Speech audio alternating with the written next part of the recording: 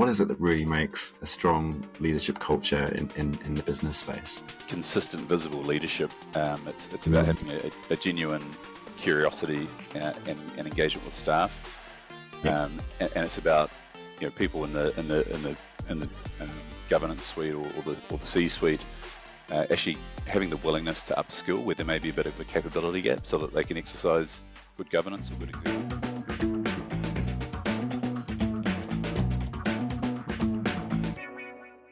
Welcome to another episode of Health and Safety Unplugged with me, Matt Jones, and today I am joined with founding director of Safe365, Nathan Hight.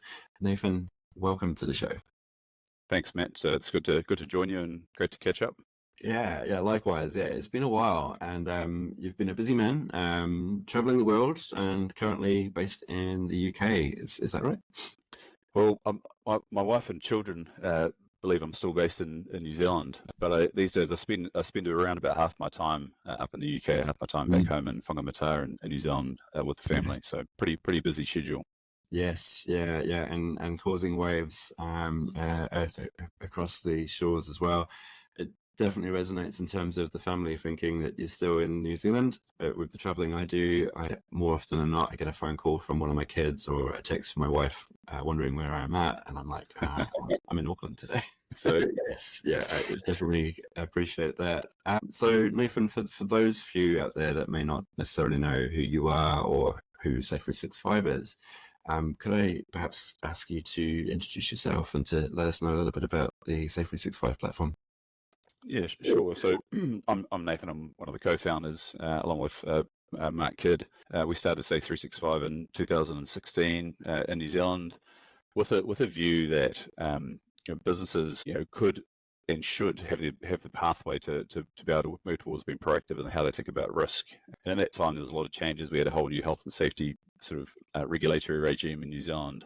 A lot of business owners, directors, management teams are really struggling to get their heads around that. That was in the Royal Commission wash-up post-Pike River. And so we just felt, and I felt certainly from my background, that there was a really great opportunity to move the dial really and give businesses a much stronger opportunity to improve how they thought about health and safety. So fast forward on to 2024, we're about trying to get 100 million workers to a proactively safe work environment, using our technologies and some of our sort of wraparound services that we provide with it.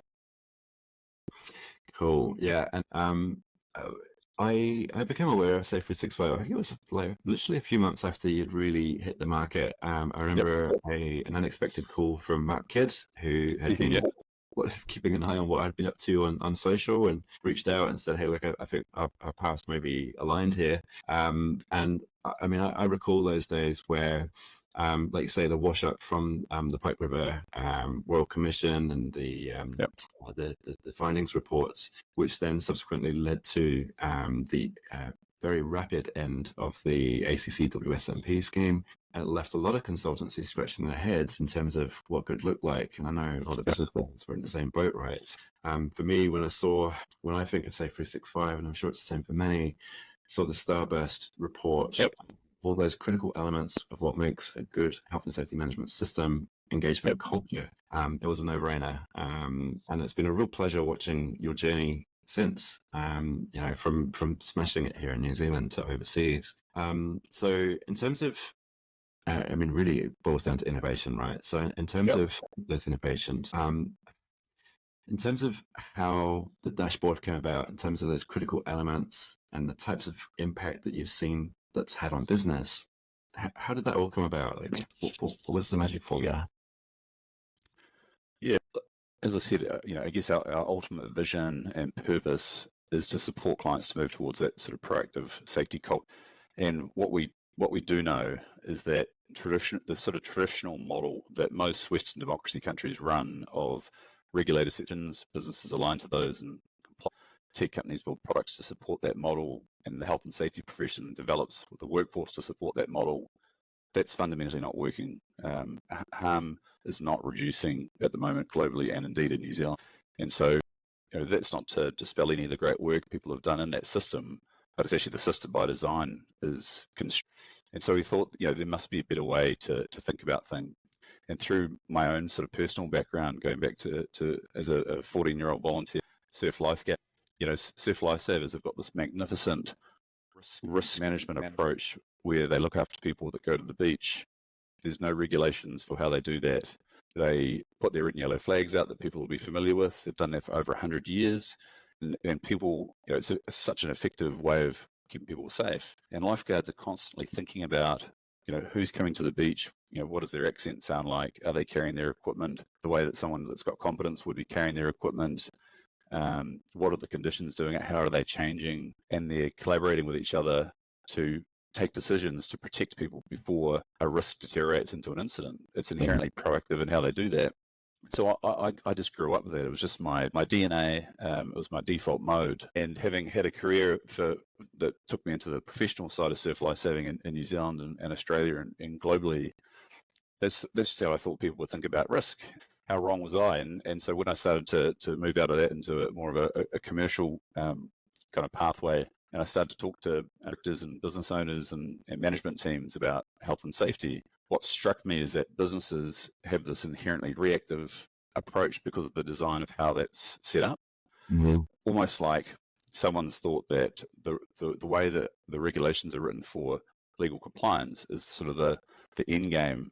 In reality, it's just the entry point. And so there's a sort of massive delta between a business meeting the regulatory kind of obligations and the system that's around to support that. And there's a whole lot of value that then sits up above that around this thing that we call kind of culture, which really is just a succinct way of describing, what are all the attributes, the defense at the top of the cliff would contain.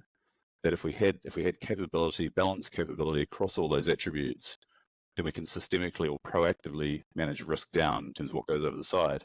And so I'd had this ingrained sort of methodology in my DNA, could see this problem with businesses and sort of had some success to, managing organizations to make some gains in this area. And so long story short, we thought, what if we could kind of turn that thinking into a piece of software as a service and effectively democratize access for any business to be able to tap into that thinking and philosophy and methodology, to be able to understand what the fence of the cliff looks like, top of the cliff looks like for that business, and then what the things are to do to improve the resilience of that fence, and ultimately manage risk proactively. The hypothesis was, as you increase your Safe365 sort of safety culture index score, we would expect to see a contrasting reduction in harm, and indeed that's what's happening. So from an impact perspective, for example, I could tell you that Heathrow Airport is one of our sort of cornerstone clients up in this part of the world. They last year improved their safety index by about 8 basis points, which contrasted to about a 25% reduction in harm across their sort of 8,000 FT company. And so it's very measurable. We measure the business, we surface the insights for where to focus on the improvement. The customer makes the improvements in those areas.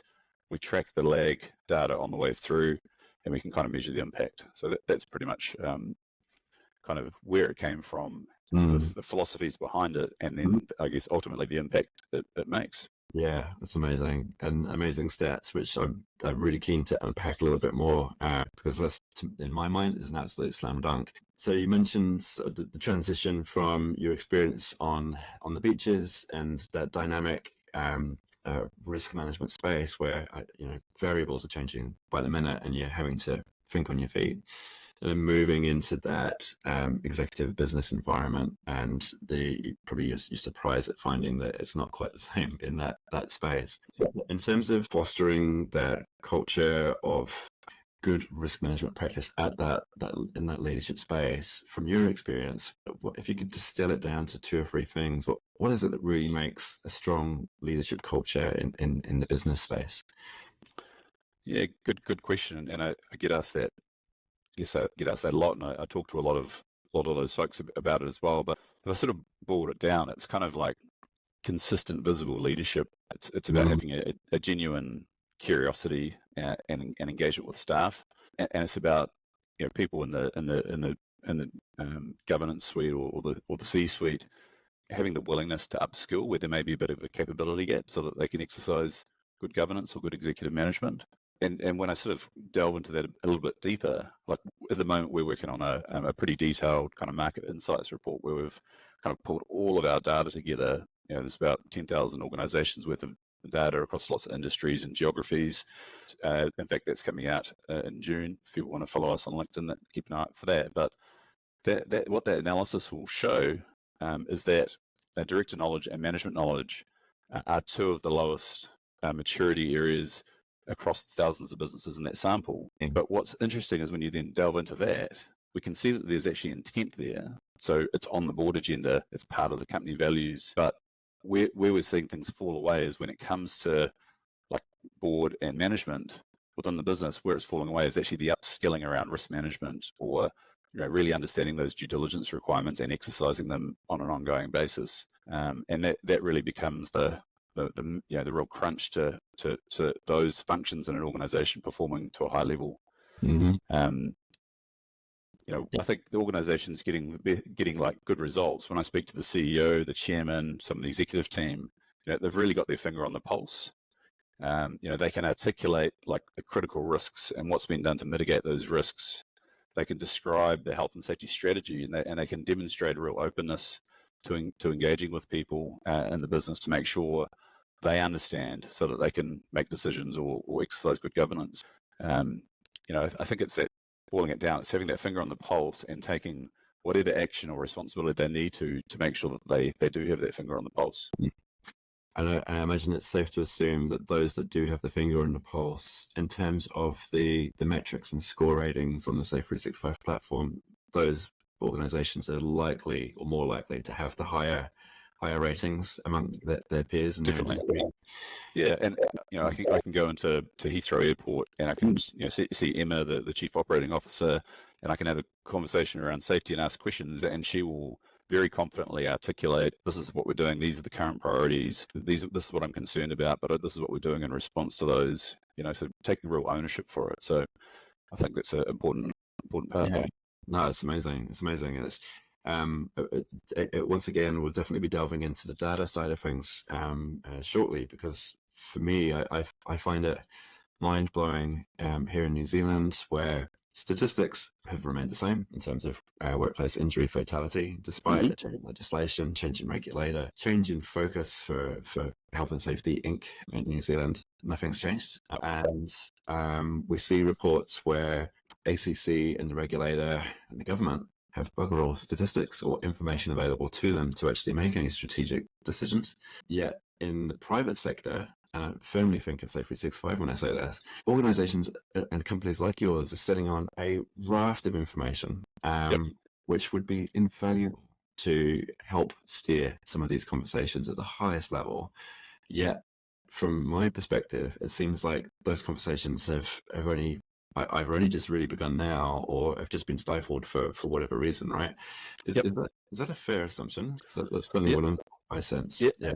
Yeah, it is. Both Mark and I are pretty. We're pretty patriotic Kiwis. This is a New Zealand-owned business, and we care deeply for wanting to improve outcomes for workers in New Zealand. And it agitates us how far down the OECD rankings we sit as an economy for how much harm we incur in our economy. And we've engaged with some of those organisations that you mentioned in terms of ACC or WorkSafe on numerous occasions over the last 8 years to try and help shine a light on what we're doing and how we might be able to help. It'll be fair to say, and there's a new group at WorkSafe who have recently come in, and so sort of we'll wait and see with that. But certainly previous management teams have I think felt comfort in doing what they've always done, and not had the courage or the desire to look at things differently.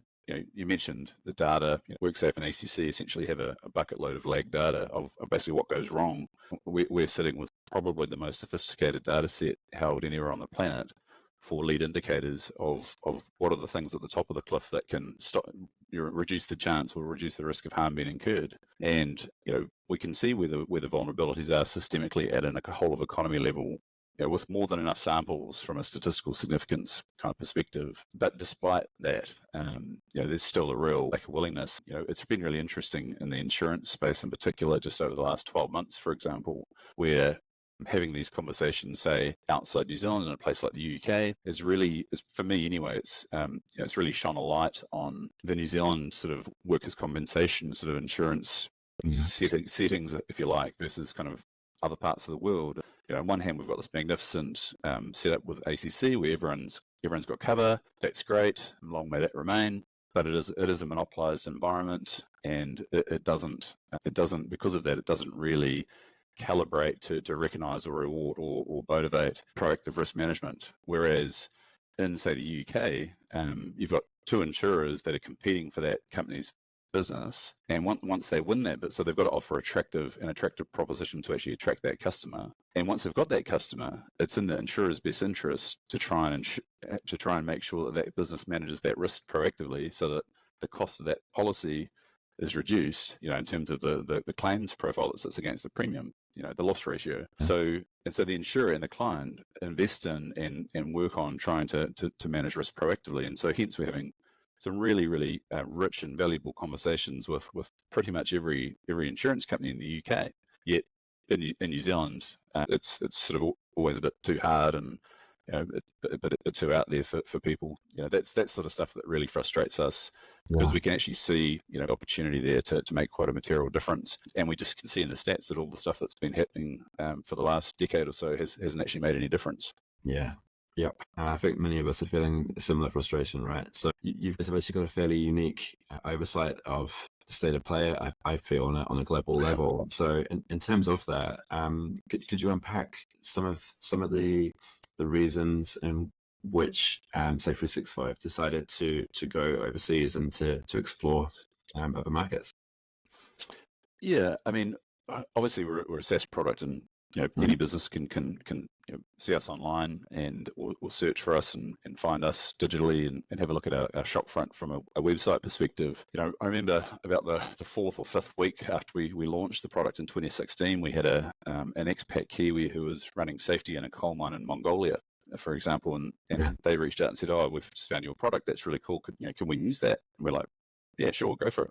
Yeah. So we've sort of had, since day one, really, the sort of had quite a bit of interest from offshore. When you're starting a software as a service business, you've got quite a significant upfront investment to build your product and get it to market. And so it's important that you sort of hold discipline to try and do something really well, rather than sort of trying to do too many different things. So our first sort of 3-4 years was pretty New Zealand centric, and anything that happened offshore was just a bit of a bonus. But really through 2019, Mark and I did a bit of market validation work up in the UK. We sort of had a few bit of interest from up in this part of the world. We came up here, eyeballed the market, and people were starting to talk about safety culture at that time. Whereas in New Zealand, we were sort of getting probably quite frustrated because of some of the things I was talking about earlier, in terms of, the regulator didn't want to know about it, the insurer didn't want to know about it. And because of that, the very clear signal sent to the market was, just focus on compliance, And so the regulator kept regulating, the safety professionals kept getting trained to support that outcome. The tech companies kept producing management system tools to support that outcome, and it was just quite frustrating. And so, partly out of that, and partly out of some interest we had up in the UK, and then really where it really sort of got interesting for us is in December of 2019. We were sitting in New Zealand, and we saw these 2 free trials get taken out on the platform. The email of the users that took out those free trials was, at hal.govt.uk. And we were sort of like, who's that? So we put the URL into the browser, and up it came, Heathrow Airport Limited.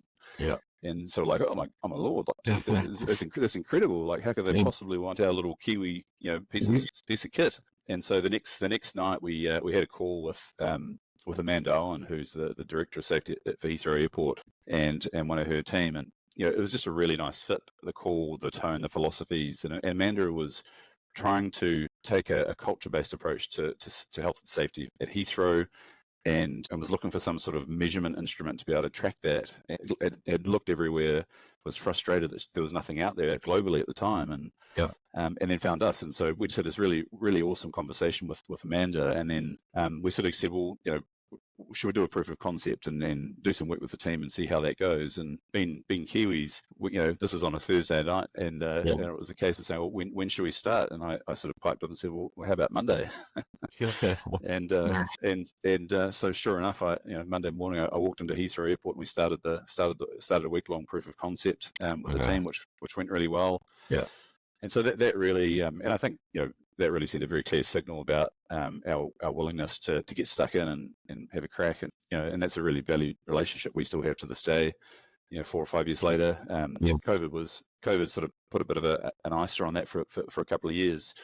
But coming, in 2022, we came back up in this part of the world, went and saw Amanda, and she said, perfect timing, because this is more of a problem for us, more than it's ever been. Let's get stuck into it, and we've been working with Heathrow, and then on the back of that, we work with a number of the suppliers, so about 29 of the main sort of delivery partners at Heathrow, so some of the airlines and infrastructure companies and so forth. And we've taken a sort of a whole of ecosystem view. There's about 80,000 workers that work out on the precinct at Heathrow. And so we're trying to take a whole of kind of ecosystem view to moving that group into a proactive risk environment. And then really on the back of that started to make some waves. And then, we've had a very nice sort of reception, I suppose, from the market here. I think there's, and no offense to people down under, but I think there's just more of a willingness to try new things. Not having to necessarily have, absolutely everything to empirical evidence thresholds to actually have a crack and see what happens and fail fast and all that sort of good stuff. Yes. And so, and there's actually a whole generation of people coming through up in this part of the world in the safety profession, and it's really reinvigorating itself at the moment. And there's some just truly neat people, people like Stuart Hughes, who's the current president of IOSH and runs safety for Mercedes Formula One, and Crystal Danbury, who's doing a bit of work with us, but it runs safety insurance for Sainsbury's. Just Amanda Owen out at Heathrow.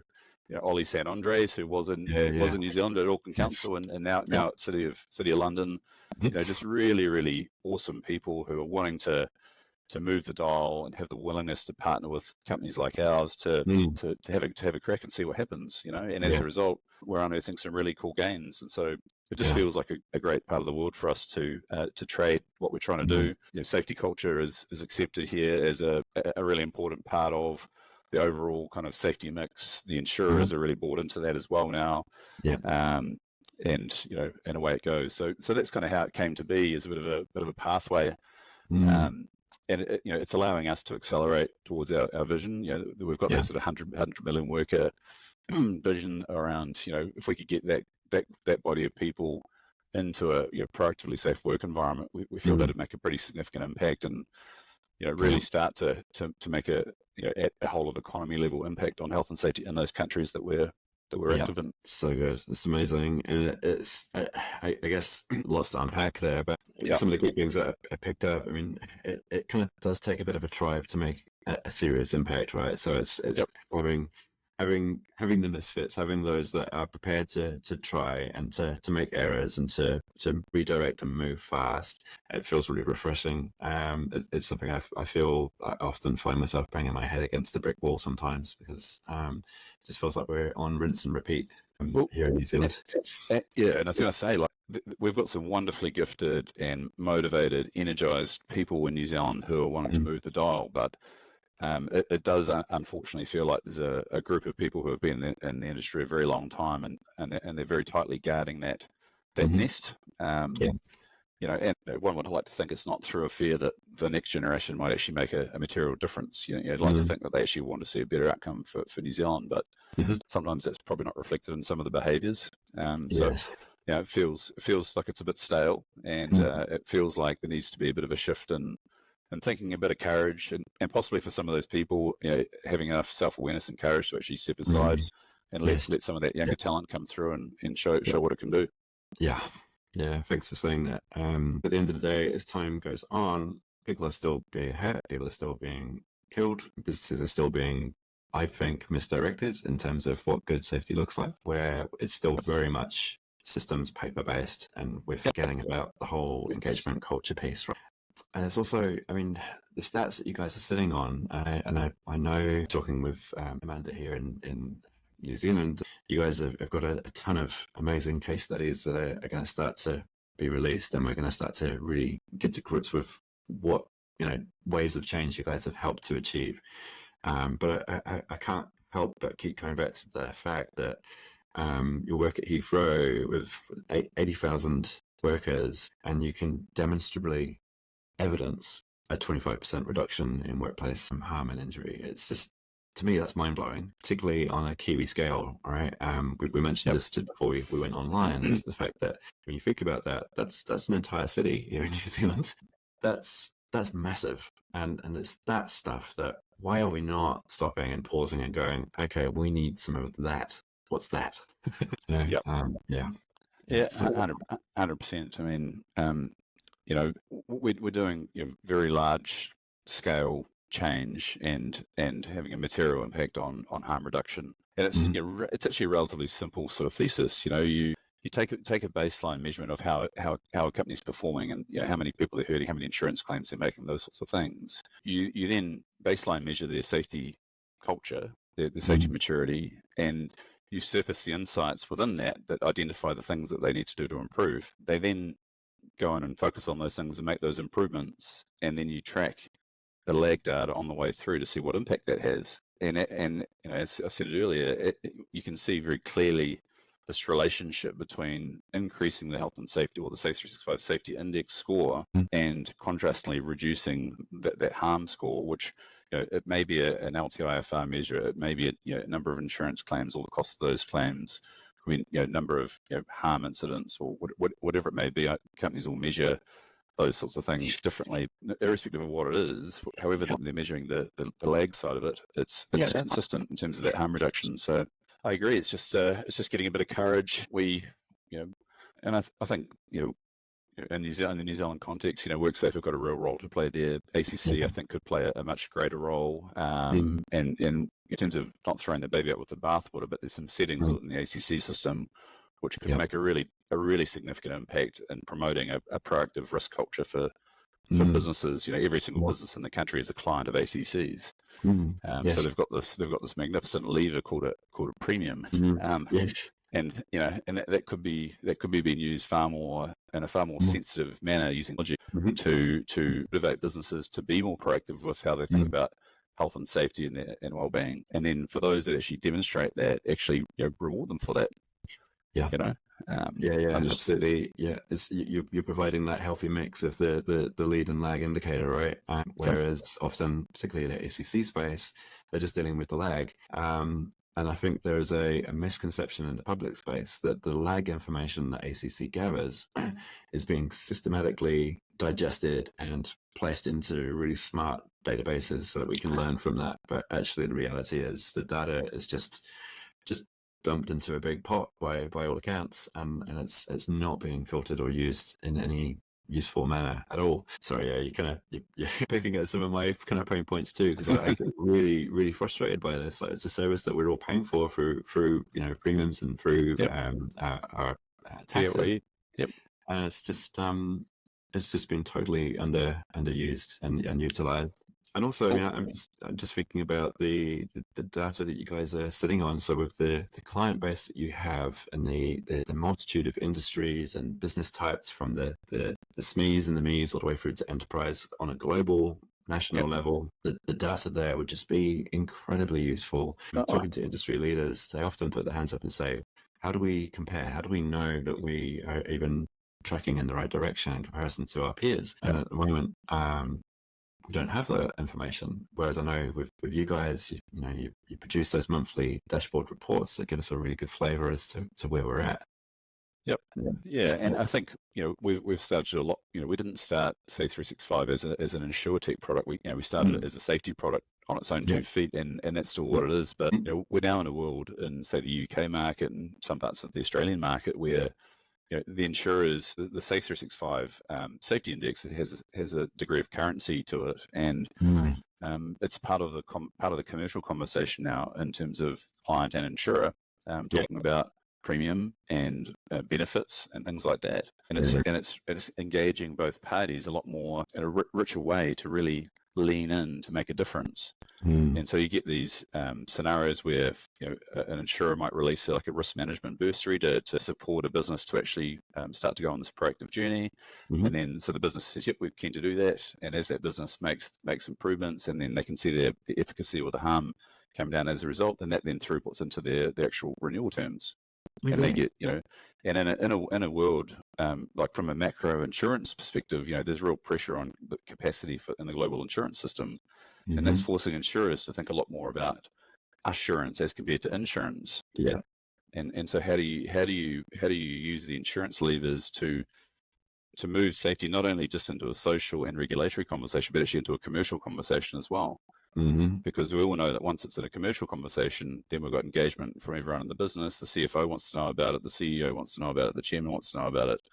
And so you create this gravity to get everyone involved, and then you can expose them to what good looks like, and then away he goes. Yeah, That's kind of the aim of the game.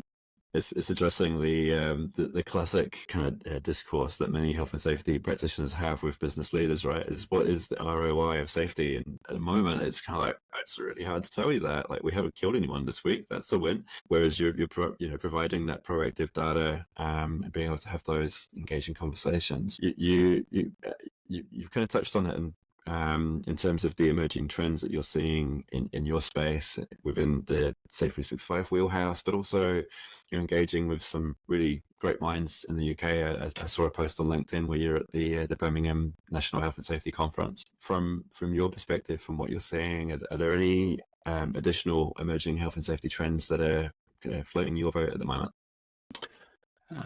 I think there's a really interesting one to support that commercial understanding that the Crystal Denver is sort of leading it out in the market around really understanding the true cost of harm. And so if you think about a business, particularly a larger business, and the cost of the labor cost of doing incident investigations and ISO audits and on and on it goes, and system reviews and meetings and on and on it goes.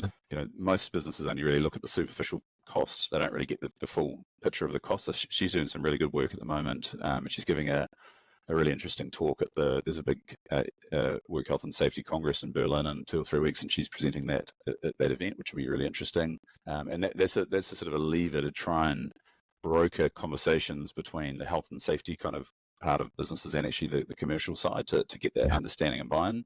So that's some interesting work. Obviously, AI is a big talking point. I think it's more of a talking point than a material impactor at the moment. There's definitely some applications for AI in safety, largely around things that humans do that are the repeatable tasks that could be done more efficiently with AI to therefore sort of free the humans up to spend more time with other humans.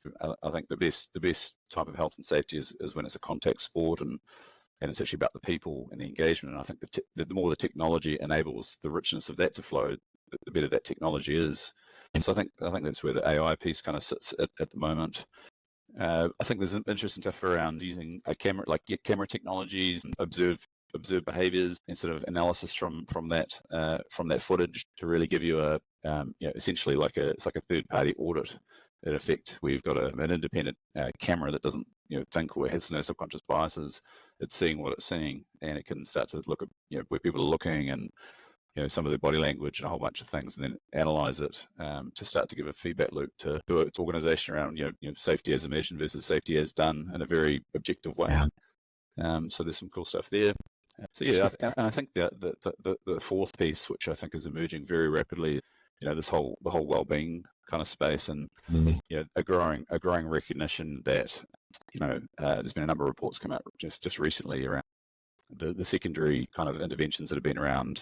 We sort of had the whole first round, tertiary, was get an EAP service, we're still going to break you, but hey, you can ring someone to talk about it. And we've had sort of a decade of apps and kind of interventions that help you sort of eat, sleep, and think, and all sorts of things.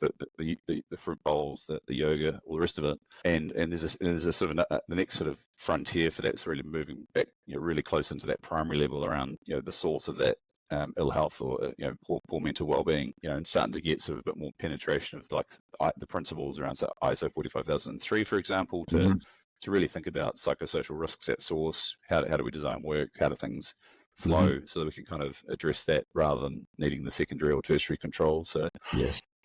we're certainly looking in that space as well, for sure. Nice. I think there's some opportunities there. Yeah, definitely. And I guess that's it, right? In terms of the evolution of safety in the workplace. And you mentioned the ISO standards. I mean, I was really excited to see the 45,003 come through, and those types of changes, those types of adaptations, have they filtered through into the Safe365 ecosphere as well? Has that led to changes in some of the questions that, when you think back to 2016, 2017, has it evolved and kept up with the pace of change? Yeah, I mean, it's interesting you should say that. So we've actually developed a complementary product to Safe365, which is solely focused on organizational well-being, called Nice. Workwell365, and Cool. that'll be available in the market over the next couple of months in New Zealand and Australia. But it really allows organizations to measure, much like Safe365 from a health safety perspective. It maps directly back to the standard. One of the challenges with the standard when it came out for the 45,003 standard, like many ISO standards, is some great work's been done on that by really capable people like Hilary Bennett and others to create that standard. Yeah. But by design, it's an ISO standard, and it's really bloody difficult to read and interpret and apply in a business, right? Yes, it is. And that's where the obvious matchmaker is for Safe365, because at the core of what Safe365 does, exceptionally well, probably a bit of the secret sauce, it sort of decodes some of these very technical frames of reference, and it presents them to a business in a sort of really plain English way. Yeah. And so we saw the opportunity with Workwell365 to do the same thing with wellbeing. So that's pretty exciting. That's coming out. We're actually been beta testing that with Heathrow Airport. Cool. So yeah, and we've got some input on that from some awesome people who are sort of global leaders in that area as well, so to kind of give us some feedback and validate and things like that. So watch this space. It's so cool. That's so cool. I'm really excited by that. So congratulations. Yes. It kind of neatly leads me toward talking about some of the accolades and some of the awards that Safe365 has won over the years. I mean, you guys have just got a stack of recognition. In terms of what that means for you as one of the co-founders, and in terms of what that means for the team at large, what does that recognition mean, and does it inspire you guys to keep forging forward? Yeah, I mean, it's an interesting question. On one level, it's great to be recognised, on a global level by the industry. That's great. We all feel good about that, and it gives the team a really good lift. When these awards sort of pop up from time to time, but sort of equally, we didn't start Safe365 to win a bunch of awards. Yes. We're really quite determined around our mission to get these 100 million workers to a proactively safe workplace. Yes. So I suppose in that regard, the awards probably kind of help validate that we're sort of on the right track towards that. I think these days, when it comes to awards, I think we probably get a bigger buzz these days when we see our clients winning awards for the gains that they've made. Yes. Because linking back to that sort of vision, it's our client organizations. That's where the rubber hits the road. That's where the actual risk is. That's where the harm gets kind of incurred. And so when we see our clients, win awards for doing a really great job and moving to that proactive risk approach, and then seeing the benefits from a harm reduction perspective, that really gives us a real sense of pride in what we're doing. And a good example of that, I've used them a couple of times on this session. The Heathrow Airport team are up in as a finalist in one of the IRSM awards in a couple of weeks here in London. For some of the work we've been doing with them, and that just feels really neat for us. It's awesome. Yes. Yeah, that's so good. It's so good. I'm just scribbling that down because that's such a great aim, or even KPI for any consultancy, any solution provider out there, in terms of in that health and safety game, and beyond, where it's not the win for the team itself, but the win for the parties that have invested in your service. Yeah, I love that. It's really cool, and I also really the whole aim for 100 million. Brilliant. Love it. Love it. That's. I can imagine it's kind of stoking that fire for you guys. So good. It is. Although we were talking to one of our insurance partners here in London the other day, and we were talking about this 100 million, and they were really excited. And they said, "Yeah, look, we'll help you do that." But once we do that, let's up the ante to $1 billion. Yeah. And Yeah, so we're like, quite right. okay, let's go. That's so good. That's so good. And so collectively, that's the inspiration. And in terms of your own inspiration, Nathan, because I imagine, spending weeks at a time away from home, endless hours, this probably goes, largely unrecognized. What keeps you going? What's your motivation? Yeah, I mean, I suppose that the last comment you made around not being recognised, like that's sort of less of a concern for me. I tend to, I'm quite happy to sort of sit in the background a wee bit and just do my thing and work with people and get things achieved. So I'm cool with that. I think I think at the core of it, what we do is it's just so embedded in my DNA. Like I've spent my entire life since the day I rocked up to join the surf club as a 14-year-old. From a volunteer perspective, through to my professional pathway, looking out for people sort of just embedded in me. And I think, that is what it is. I can't see that sort of changing in terms of that sort of underlying drive. But I think the more I've gone sort of deeper with Safe365 and the more global we've got, and some of the people we get to work with, I think nowadays, both in New Zealand, Australia, the US, the UK, and the Middle East, we're incredibly fortunate. The quality of the people and some of the companies that we get to work with, and who value and demonstrate they value greatly what we're able to do for them, or unlock for them. So that's really motivating, satisfying. And, I think in any discipline, any professional discipline, when you surround yourself with people that are better than you at something, it really forces you to up your ante and push the boundaries out further and see how much you can grow and learn and add more value. So yeah, I think I'm getting plenty out of it, that's for sure. Yeah, that's awesome. That's awesome. And then finally, I'm just thinking of those who have been listening who perhaps are feeling a little bit uneasy in terms of some of the things that we've identified as the glaring gaps when it comes to organizational culture and engagement at that higher level. What would be one or two things that you would encourage them to invest their time and energy in becoming a little bit more familiar with, to make, to help plug that gap? Yeah. I mean, the first things, and I'd always say this from a Safe365 perspective, but the first thing's to measure it, to actually work out, there's a good saying that says, what gets measured gets managed. And so there's a lot of ethos around that in Safe365. So, jump onto our profile and measure it and actually validate thinking if it is an issue, and not only if it's an issue, but where specifically is it an issue? Is it an issue of intent? If it's an issue of intent, it's not on the board agenda, etc., then that's probably an education and awareness exercise with those people to open that up. And if the intent's there, then it might be a case of working out, well, is there a bit of a knowledge gap or capability gap? Might be more of a training type intervention around, hey, get that director on a short course around risk management, or around their director due diligence obligations, or run some sort of mock sort of scenarios with them, or that type of thing. So measure it, understand kind of the current state of play, look at where those opportunities are to improve, and then get stuck into it. You can't really over communicate when it comes to health and safety. Trying to getting in front of people, constantly educating. I think really proactive organizations around health and safety, the best ones I've seen, is where it's embedded in the company, from chairman to all workers, and the safety professional that's involved, or the safety professional team that's involved, the trusted advisors and supporting the business, as compared to in a much more reactive business where it's the health and safety team's job to go and manage the risk. Yes. So that, I think that's what we're aiming for. When we think about what does good look like. What good looks like everyone in the company understanding, buying in, and doing their bit to manage risk and mitigate risk, with the support of competent safety professionals that are kind of managing and supporting that, enabling it. So that'd be my takeaway. Yeah, thank you. Yeah, that's really, really invaluable. You got me thinking. One of my big red flags is often when I'm speaking with companies that I've been introduced to, is asking the question around the risk matrix and the risk register. Who created that risk matrix? Where did that come from?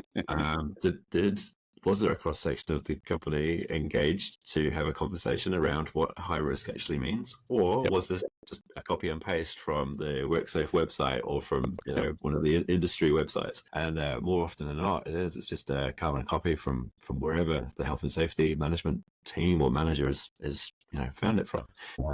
That to me is a big red flag, because then you're suddenly looking at a very immature, risk aware organization. Yep. Yeah. Yeah, 100%. And I've seen some great ones, and I've seen some some shockers out there as well. Yeah. I've seen health and safety management systems that have got another company's name in them, their logo, clearly just a copy and pasted risk register. But one of the things that I see a lot of, even actually some quite large and quite sophisticated businesses, there's a really low understanding around this kind of notion of like risk tolerance. And Yes. it's a really poorly understood concept. And most organizations would have adopted a risk matrix, to your point, and on the they'll have some nice color schemes on it, and those color schemes will align to some thresholds, and those thresholds will describe certain things that need to be done based on the magnitude of the risk that's been assessed and evaluated. Yeah. And that's the organization laying out its tolerances for when certain activity needs to be escalated, and executive oversight and all that kind of stuff. Most more often than not, people don't understand what that actually means. That's an organization accepting to take on that risk to that level, and recognizing that you can't eliminate most risks. You can mitigate them down, but there's still some sort of residual risk there, and so therefore there has to be some tolerance. Otherwise, there's no operations. And so that dynamic, I think a lot of board directors sit there and think, the health and safety person's going to make sure that risk is mitigated and nothing could go wrong, and then something goes wrong and they kind of go, how could this happen? But they don't really have a foundational understanding that these things can still happen, and that they need to be, depending on the organization and its operating context, they need to be proactive in understanding, well, what tolerances have we got for risks at certain levels before we need to be right in there, understanding what's going on and why, so that we can exercise good governance over it. Yeah, absolutely. And again, I suspect there will be a few people listening in feeling a little bit uneasy right now. And so what I would be recommending they do is to jump onto the Safe365 website and take full advantage of the 20-day free trial. And also, I would, from what I've seen over the years, is encourage those who do that to have a cross section of the company around a table to walk through the 80 or so questions that the Safe365 tool presents. Don't do it by yourself, because there are unseen biases there, and you'll probably end up with a whopping score, and it will make it look really great, but it's perhaps not really the reality, right? Spot on. Yeah, spot on. I mean, the tool is designed to be used as effectively like an agenda for a conversation. It's the easiest way to think of it. And I think because we've got such a compliance culture as well, and actually in the UK we've actually taken a different delivery model with the tool, where we actually have we've got this plan, measure, insights, and improve framework that sits around the actual tool itself, and where we provide a bit of extra service to support the client through that process. Because where there's a really strong compliance culture, you do things like pre-qualification and everything else. And by design, everyone's trying to score the absolute highest they can score to look the best they can look, to be able to get a contract or get admitted to a site or whatever it may be. And the whole point of like Safe365 from our maturity profile is, it's not about that. It's about really having an open and honest and courageous inward-facing conversation to the business, to actually say, to what degree do we do that? And it's a pretty straightforward conversation, and having a couple of people in the room, you just get that check and challenge kind of vibe, which normally flushes out a pretty realistic response of where the business is at. And what I would say is, obviously in the background we've got the recommendation engine, which is kind of generating that digital action plan. And so the more honest and realistic you are about where you're at now, then the more effective the product's going to actually prioritize those work-ons for you to make the biggest impact in the shortest amount of time. So there's not much to be gained by sitting there and scoring the house down. Yeah, that's it. So, I mean, ultimately, in a nutshell, it feels like Safe365 and Team Safe365 are helping to shine a light on that unknown when it comes to health and safety, right? So amazing stuff. Nathan, thank you so much for sharing your time with me today. Pleasure. And I warmly recommend everyone, if you haven't already, is to jump on the Safe365 website, give that free trial a crack, get a few of your peers, a bit of a cross section of your company around the table, and just work through it and find out where you sit. And you may have some unseen blind spots, and there's no risk. It's a win-win. So, Nathan, thank you once again, and yeah, continue making those waves in the UK and beyond. And yeah, I'm looking forward to catching up over a beer sometime soon and sharing some more stories. Yeah, Sounds good.